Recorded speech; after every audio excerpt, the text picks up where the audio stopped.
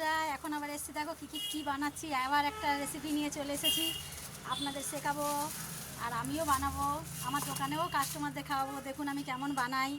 দেখুন, এই দেখেছেন, এটা হলো বাগদা চিংড়ি মাছ। এ তো মাথা বড়, গা সরু, ছোটো, আর এগুলো তো সেই নোংরা বার করতে হয়। এটা তো এর আগের দিন দেখিয়েছি। এই দেখেন, এটা কিন্তু ভেজে নিয়েছি, বুঝেছেন। একটু লং ভিডিও হয়ে যায় বলে ভেজে রেখেছি। এদিকে সব রেডি করে রেখেছি। আর এই চিংড়িতে আমি আজকে কিন্তু এই চিংড়ি মাছে মালাই করিও করব না, ঝাল তরকারি করব না, কিন্তু তেল ঝাল করব।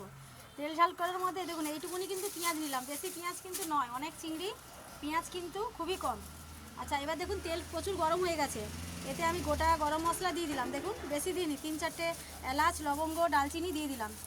এরপরে দিলাম তেজপাতা তো দিতেই হবে। তারপরে দিলাম শুকনো লঙ্কাটা, এটা একটু দিতে হবে, তেল ঝাল তো। আর এবার পেঁয়াজটা দিয়ে দিলাম। আদা রসুনটা দাও না, ওখানে কেন। পেঁয়াজটা একটু লাল করে নিচ্ছি।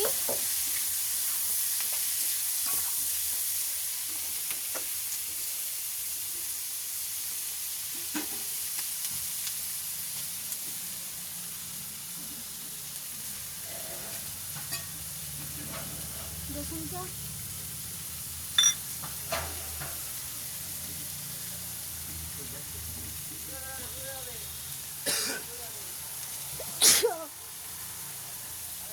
আচ্ছা, এটা চিংড়ি মাছের মধ্যে না আমি নুন দিয়ে দিলাম, তাড়াতাড়ি লবণটা দিলে রেডি হয়ে যাবে তাড়াতাড়ি। দেখুন লবণটা আমি চিংড়ি মাছের অনুযায়ী আন্দাজ করে দিয়ে দিলাম, দেখেছেন। আর কিন্তু দেবো না, রান্নার পরেও কিন্তু দেওয়া যাবে না। পেঁয়াজের সঙ্গে দিয়ে দিলেন মানে পেঁয়াজটা তাড়াতাড়ি নরম হয়ে যাবে, একটু তাড়াতাড়ি হওয়ার জন্যে। এত টাইমটা আমার থাকে না, বুঝেছেন। এটা লাল হোক, তারপরে আমি দিচ্ছি, দেখাচ্ছি। জানেন কেমন ঘেমে গেছি। আপনাদের দাদা তো খালি গায়ে কাজ করছে, প্রচুর পরিমাণে গরম, থাকা যাচ্ছে না, এত গরম থাকা যাচ্ছে না।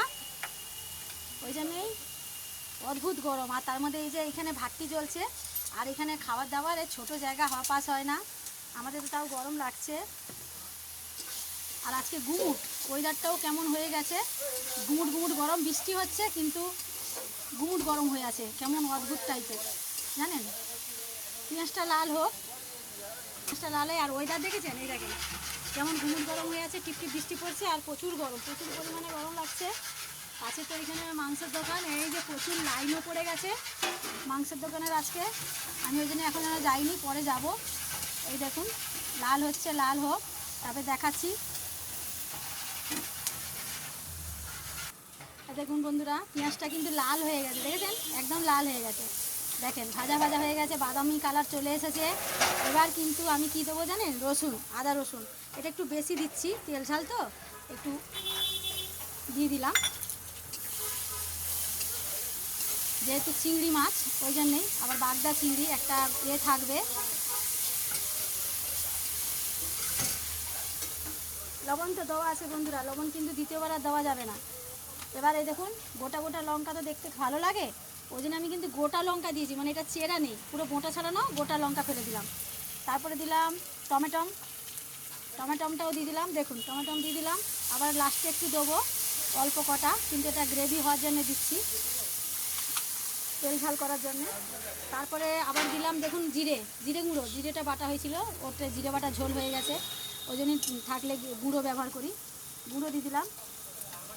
আচ্ছা, আজকে কিন্তু একটু লাল লঙ্কা দেবো, এটা এই কিছু জিনিসে লাল লঙ্কা না দিলে তো হয় না। এই দেখুন 1 চামচ কিন্তু লাল লঙ্কা দিলাম। আচ্ছা, একটু গোলমরিচও দিলাম।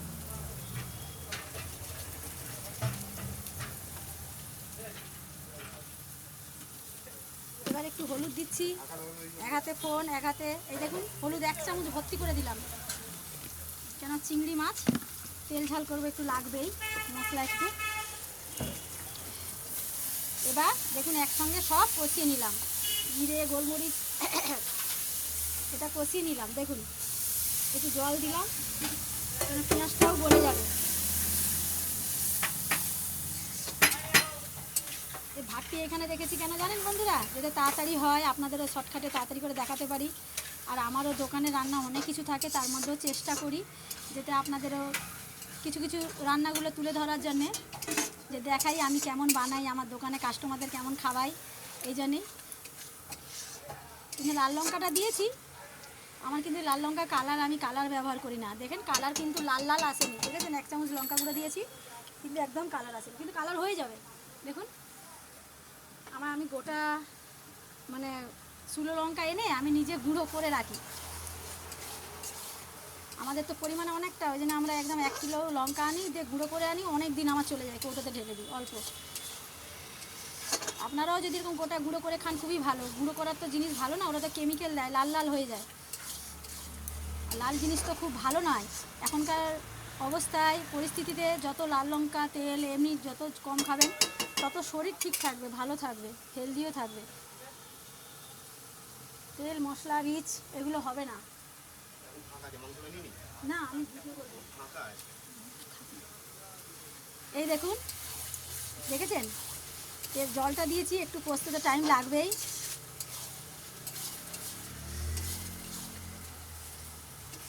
পেঁয়াজটা না গললে তো হয় না।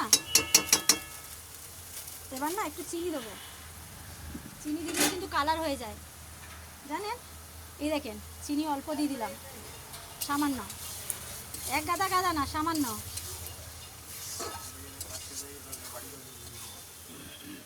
মটন হবে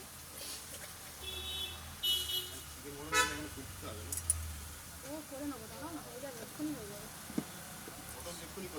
হ্যাঁ দেখি কোন ভিডিও করবো লাগবে না মটনটা। একটু চিংড়ি মাছটা হয়ে যাক, মটনটা নেবো না, চিংড়ি মাছটা করে নিই। এই দেখুন, দেখেছেন? দেখেন এটা কিন্তু তেল ঝাল করবো, দেখেছেন বন্ধুরা? কিন্তু তেল ঝাল করবো ঠিক কথা, কিন্তু আমি তেল ভাসাবো না বেশি। যেমন তেল কই হয় সেটা তেলের মধ্যেই থাকে, আর চিংড়ি মাছের তেল মানে তেল ঝাল বানাবো মানে তেল থাকবে সামান্য, বেশি থাকবে না, কিন্তু গায়ে মাখা মাখা শুকনো শুকনো থাকবে। ডাল ভাতের উপরে খাবেন, দারুণ লাগবে, খুবই মজা লাগবে, দারুণ লাগবে। গন্ধ তো ভালো বেরিয়েছে, জানি না বন্ধুরা কেমন হয়েছে। গন্ধ কিন্তু ভালোই বেরিয়েছে জানেন, ফাটাফাটি গন্ধ বেরিয়েছে। মেন হলো কষা, কষে যতক্ষণ না তেলের মধ্যে আনবেন তত কিন্তু টেস্ট হয় না। কষাটাই মেন, কষাটাই একটু টাইম লাগে কষতেই।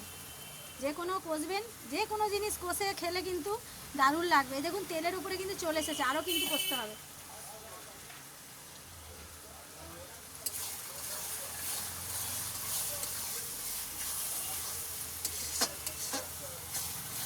গোলমরিচ খাবেন, কাঁচা লঙ্কা খাবেন, পেটের কোনো সমস্যা হবে না, পেটও জ্বালা জ্বালা করবে না, পেটের প্রবলেমও হবে না, কিছু হবে না।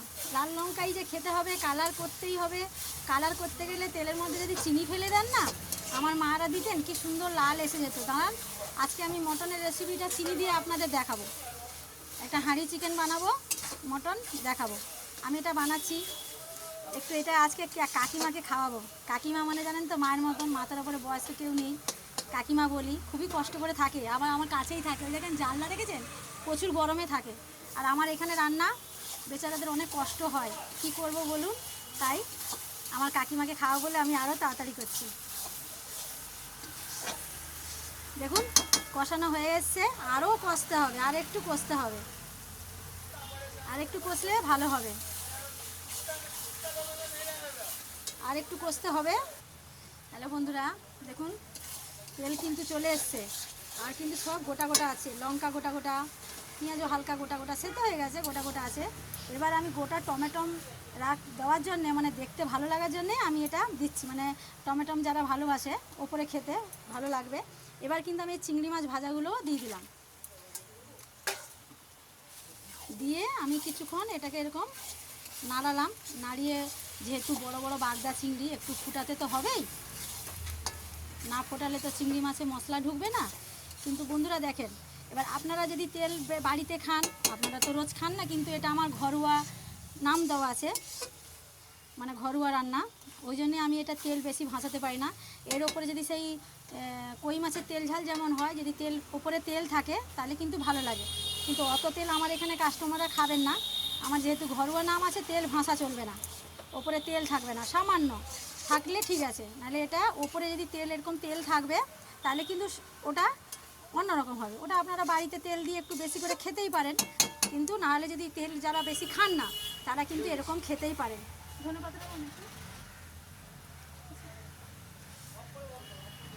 ধনেপাতা লাগবে, দাও। এ দেখেন, কিন্তু এটা একটু তো ফুটাতে হবে, এটা না ফোটালে হবে না, জানেন তো বন্ধু, বড় বড় চিংড়ি তো একটুখানি ফুটাতে হবে। বাগদা চিংড়ি মনে একটু না ফোটালে টেস্টই আসবে না।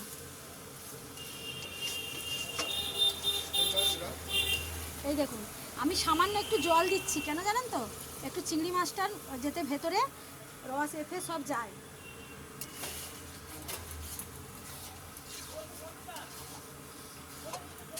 দেখেন আমার কিন্তু পরিমাণে যেটা তেল দিয়েছিলাম আমার কিন্তু তেল ভাসেনি, কেন এই যে আমার এটা ফ্ল্যাটে কয়েকজন খাবে নিয়ে যাবে বলেছে মাছটাই খালি, ওরা কিন্তু তেল খাবেই না। আর জানেন তো বড়লোক মানে তেল মশলা রিচ এগুলো চলবে না। আর এই জন্য আমাকে ঘরোয়া রান্নার জন্য এগুলো আমাকে বানাতে দেয়। উনাদেরও খাওয়াবো আজকে ওই খোসা বাটাটা, উনারাও খেতে চেয়েছিলেন মাসিমা, তাই জন্যেই। এই দেখুন আমি কিন্তু এটা কিছুক্ষণ ফোটাচ্ছি, ফোটানো এক্ষুনি হয়ে যাবে, জানেন। গরম মশলাটা তাড়াতাড়ি আসবে, তা খুলে দিলে না, তা খুলে দাও না, চলে গেল, খুলে দিয়েছি। এই দেখুন, দেখেছেন, এটা কিন্তু এবার ফুটে গেছে, বুঝেছেন।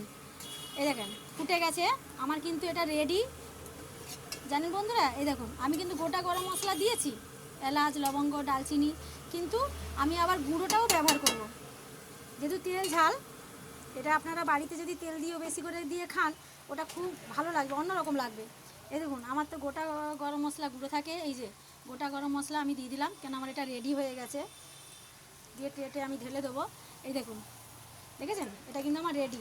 আর ওপরে আমি ধনেপাতা অল্প অল্প ছড়িয়ে দিলাম, জানেন। এই দেখেন, দেখেছেন, এটা আমার রেডি কিন্তু বন্ধুরা। দেখেন একবার বাড়িতে যদি খান না ফাটাফাটি লাগবে। আমার তো দোকান, আমি দেখাচ্ছি না, ওফ যা লাগবে না ডাল ভাতের ওপরে এই চিংড়ি মাছের তেল ঝাল, তেল ঝাল নয় ঝাল তরকারি বলতে পারেন, যা বলতে পারেন, কেন এটা আমার রেসিপির মধ্যে এটা তেল ঝালই আসে, দেখেছেন। এই দেখেন ফাটাফাটি লাগবে। এই চিংড়ি মাছটা যদি খেয়ে দেখেন না এক পিস ভাতের সঙ্গে মশলা গ্রেভিটা দিয়ে মাখিয়ে, কিন্তু হেভি লাগবে। কিন্তু আমি বেশি মশলা ব্যবহার করলাম না, দেখুন, আর তেলও নেই, দেখুন তেল কিন্তু সামান্য দিয়েছি তেল ঝালে, কেন আমার যে যারা বানাতে দিয়েছে ওরা তেল মশলা খাবে না, এই জন্যেই আমার এই মাছ রেডি।